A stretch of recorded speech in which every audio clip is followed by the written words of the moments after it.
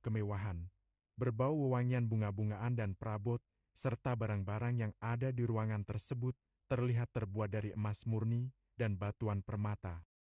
Kecuali ranjang yang berlapis permadani itu hanya berseperai kain sutra berwarna merah dan berhias benang emas di pinggiran permadani tersebut. Seperti layaknya kamar seorang putri raja, lengkap dengan alat-alat kecantikan beserta pakaian yang sangat indah bergantung di dalam almari yang terbuka. Seorang perempuan sedang membuka almari tersebut, seakan sedang memilih dan memilah baju yang akan ia kenakan. Pemuda yang tadi hanya terbengong dengan kejadian yang sangat aneh baginya itu mulai tersadar ketika suara seorang perempuan yang sangat indah menyejukkan hati itu menggugah lamunannya. "Kau sudah sadar, Mas?"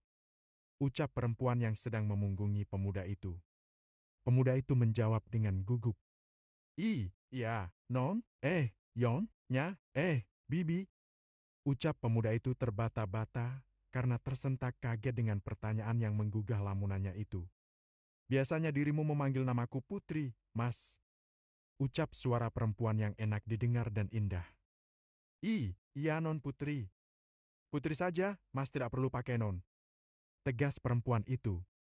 "Iya maaf Putri," ucap pemuda itu mengurangi ketegangannya. Lanjutnya lagi. "Apa boleh saya tahu, ini di mana ya Putri?" ucap pemuda itu bertanya kepada perempuan itu. Perempuan yang ditanya oleh pemuda itu hanya diam tidak menjawab pertanyaan pemuda tadi. Sekitar 5 hela napas perempuan itu berbalik menghadap pemuda yang sedang duduk menghadapnya di ranjang yang sangat mewah berhias permadani itu. Lalu perempuan itu berucap kata dengan nada yang amat memilukan bagi yang mendengarnya. Pemuda yang tadi memperhatikan seraut wajah yang sangat cantik mengagumkan hatinya itu, tiba-tiba berkerut dahi melihat perubahan muka perempuan cantik itu. "Apa kau sudah lupa? Aku ini istrimu, Mas," ucap tegas perempuan itu lalu terisak menahan tangis. Pemuda yang tadi terheran-heran dengan ucapan tersebut, kini bergumam setelah melihat dan mendengar perempuan itu mengisak tangis memilukan. Sejak kapan aku menikah? Kawin saja belum apalagi mempunyai istri." Ucap pemuda itu merasa heran dengan dirinya dinyatakan sudah beristri.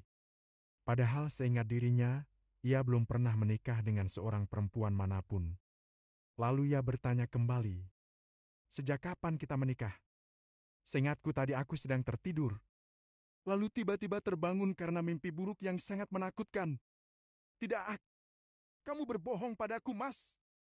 Kamu tega. Setelah aku mengandung benihmu lalu kamu tega bicara begitu padaku, Mas." "Kenapa dirimu berubah begitu, Mas? Padahal sebelumnya kamu sangat sayang padaku dan calon anak kita ini. Lalu, mengapa semuanya begitu berubah secara tiba-tiba? Apa ada wanita lain yang membuat dirimu tega begitu padaku, Mas? Jawab, Mas." Ucap perempuan itu dengan suara keras dan memaksa pertanggungjawaban serta kejujuran apa yang telah dilakukan pemuda itu kepadanya. Yang tadi ditanya hanya terbengong sambil garuk-garuk kepalanya yang tak gatal. Lalu dalam hati ia berkata, "Repot juga kalau begini. Nikah saja belum apalagi menghamili perempuan. Ibarat orang lain memakan buah nangka, aku yang terkena getahnya. Orang lain yang berbuat enak malah aku yang disuruh bertanggung jawab. Ya Tuhan, jika sudah begini aku harus bagaimana?" Batin pemuda itu bergemuruh dalam hatinya. Perempuan itu hanya menangis terseduh-seduh memunggungi pemuda yang serba bingung dan membatin sejak tadi. Tak enak hati juga pemuda itu ketika melihat seorang wanita menangis sangat memilukan di depannya.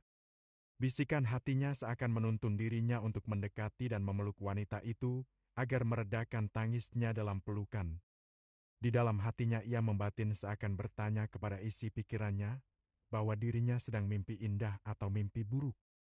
Setelah berpikir masak-masak pemuda itu nekat mendekati dan ketika ia akan memeluk wanita itu dari belakang, tiba-tiba kamar yang tadinya terang serta perabot yang mewah dan harum wewangian bunga itu, tiba-tiba berganti menjadi ruangan yang amat kotor dan menjijikan. Berbau kotoran bercampur bangkai menjadi satu. Membuat siapa saja yang berada di situ menjadi mual dan akan muntah-muntah karena bau ruangan yang sangat busuk. Lantai dan tembok itu terlihat sangat kotor dan menjijikan sekali. Jika dipandang oleh kedua mata pemuda yang tersentak kaget itu, Perempuan yang ada di depannya yang sangat cantik jelita dan mengaku bernama Putri itu, kini berubah wujud menjadi sesosok perempuan berambut acak-acakan sepanjang lutut memakai kain berwarna putih kotor, bercampur lumut dan tanah yang melekat di setiap pakaian yang panjang, dari leher sampai menutupi kakinya. Perubahan yang sangat mengejutkan itu membuat pemuda yang tadi terdiam kaku karena terkejut dengan kejadian tersebut, tiba-tiba pingsan ketika sosok itu berbalik dan menyeringai dengan wajah yang rusak bercampur nanah, serta darah kotor yang berbau busuk sekali. Terdengar suara perempuan itu mengikik dengan tiba-tiba. Hii, hii, hii, hii, hii. Perempuan itu mengikik lengking seperti suara sosok yang menyeramkan yaitu kuntilanak.